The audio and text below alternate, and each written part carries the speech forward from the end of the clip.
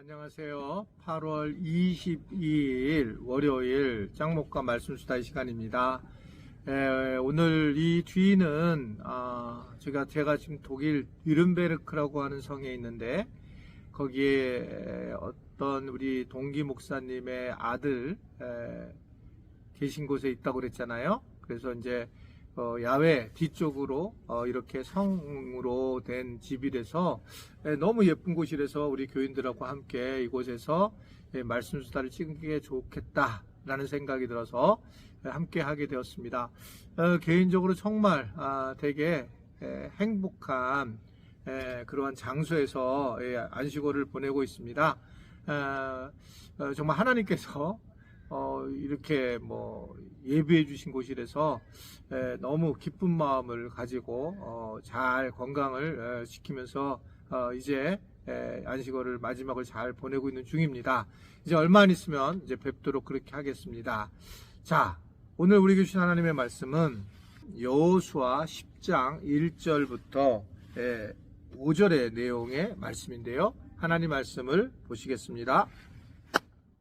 그때 여호수아가 아이를 빼앗아 진멸하되 여리고와 그 왕에게 행한 것 같이 아이와 그 왕에게 행한 것과 또 기브온 주민이 이스라엘과 화친하여 그 중에 있다함을 예루살렘 왕 아도니 세덱이 듣고 크게 두려워하였으니 이는 기브온은 왕도와 같은 큰 성임이요 아이보다 크고 그 사람들은 다 강함이라. 예루살렘 왕 아도니 세덱이 헤브론 왕 호함과 야르뭇 왕 비람과 라기스 왕 야비아와 에글론 왕 드빌에게 보내어 이르되 내게로 올라와 나를 도우라. 우리가 기브온을 치자. 이는 기브온이 여호수아와 이스라엘 자손과 더불어 화친하였음이니라 하매 아모리 족속의 5 왕들 곧 예루살렘 왕과 헤브론 왕과 야르뭇 왕과 라기스 왕과 에글론 왕이 함께 모여 자기들의 모든 군대를 거느리고 올라와 기브온에 대진하고 싸우니라.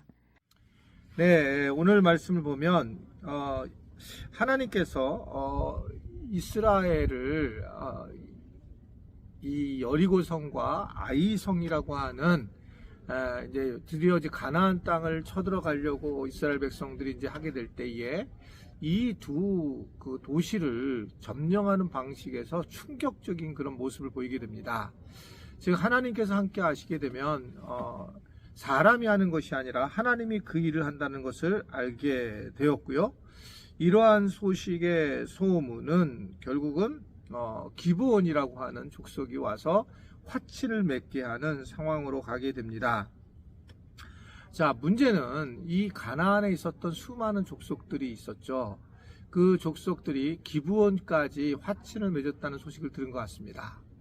그러다 보니까 이들이 이제 화친을 맺을 것이냐 아니면 전쟁을 할 것인가 라고 하는 이제 고민에 빠지게 되다가 특별히 오늘 말씀을 보면 이제 다음 공격이 예루살렘이라는 것을 알게 된 예루살렘의 왕이 굉장히 이제 두려움에 빠지게 되면서 결국은 그들이 어둠 속에서 이제 나오려고 하는 그런 모습들을 보이게 됩니다.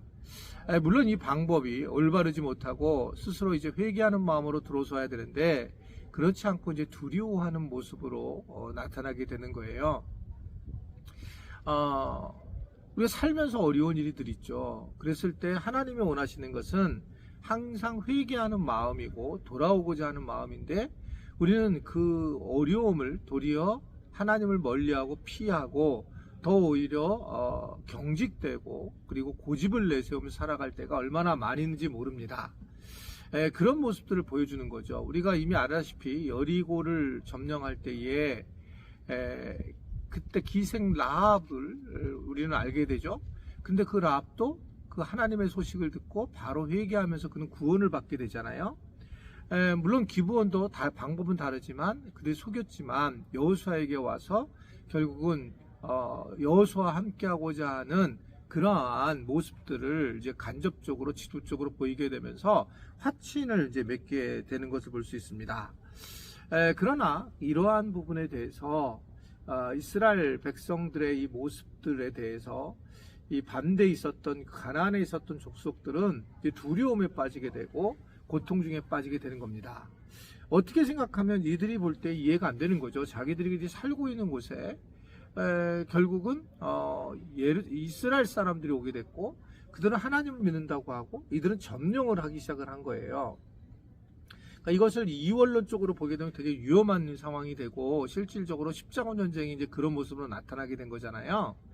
그래서 마치 이 무슬림을 나라를 정복하면 기독교 국가가 세워진다라고 하는 그런 생각을 가지게 되는 건데, 사실은 이런 건 상징적인 거예요. 성경이 말씀하시는 이러한 승리는 상징적인 모습이고, 하나님이 함께 하시면 어떠한 나라든지 하나님을 잘 믿는 나라가 승리한다라고 하는 상징적 의미를 가지고 있죠.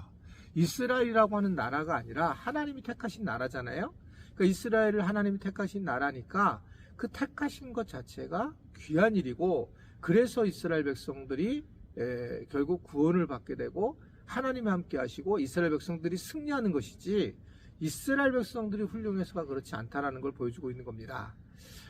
그러니까 바로 예루살렘에 있는 그 왕도 회개할 수 있는 기회를 가지고 있었는데 회개를 하지 못하는 과정으로 가면서 결국 그들은 굉장히 고통스러운 모습을 맞이하게 되는 것을 볼 수가 있습니다.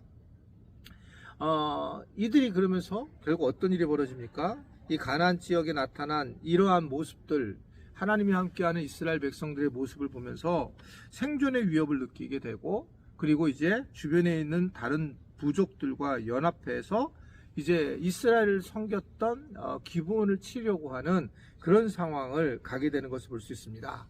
즉 직접적인 그러한 공격을 하지 못하지만 간접적인 공격을 통해서 결국은 하나님에 대한 도전을 하고 있는 모습들을 오늘 우리가 말씀을 통해서 엿볼 수가 있는 거예요. 이게 참 우리의 어떤 모습인데, 우리는 세상을 살면서 고난을 당하거나 어려운 일을 당할 때가 많이 있지 않아요?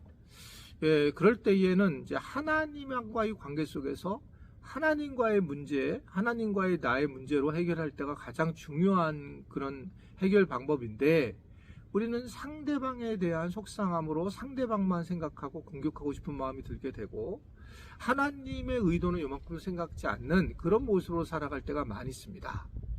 성경은 계속적으로 먹고 사는 문제에 대해서는 걱정하지 말고, 그리고 내일도 염려하지 말고, 너는 하나님과의 관계에 대해서 가장 중요하게 여겨라, 하나님께 돌아와라, 하나님께 회개하라 라고 하는 것이 메시지죠.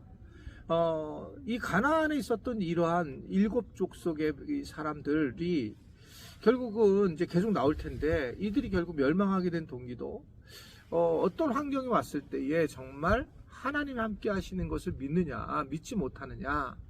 만약에 믿지 못한다면 그것은 멸망이라는 거예요. 우리도 마찬가지입니다. 우리도 지금 신앙생활하고 있지만 그냥 내가 나 혼자 먹고 산다라고 생각한다면 본인이 사는 거죠. 그러나 내가 하나님께서 나와 함께 하시고 나를 먹여 살리신다라고 생각하면 하나님이 함께 하시는 거죠. 그런데 내가 이걸 내 힘으로 하려고 했구나라고 하는 것을 회개하는 게 회개하는 자의 모습이라고 하는 것들을 말씀을 할 수가 있는 겁니다. 그래서 회개하는 자들은 하나님의 앞에 돌아가고 하나님께서 책임져 주신다라고 하는 것이 결국 성경의 내용의 말씀이죠. 복음이라는 것은 그래서 이것은 내가 조금 노력해서 되는 것이 아니라 하나님을 철저하게 믿게 되면 그 철저한 믿음에 따라 우리가 하나님의 뜻에 의해서 이 땅에 살아갈 수 있다는 것이고, 그래서 믿음이 최고의 우리가 삶의 중요한 부분이고, 근데 이러한 믿음을 갖기 위해서 우리가 해야 될 일은 회개라고 하는 부분입니다. 그 회개 없는 기도라든지 회개 없는 믿음은 사실 가짜라는 거죠. 왜냐하면 우리가 자기가 나는 괜찮은 사람이야 라고 하고 예수님을 믿는다면 굉장히 멋있게 보일지 모르지만 그것은 어떻게 보면 교만함이 함께 있다라고 하는 겁니다. 내가 지금 내 스스로 살아가려고 했던 것들, 내가 굉장히 내 중심으로 살아가려고 했던 것들을 회개하는 것이죠.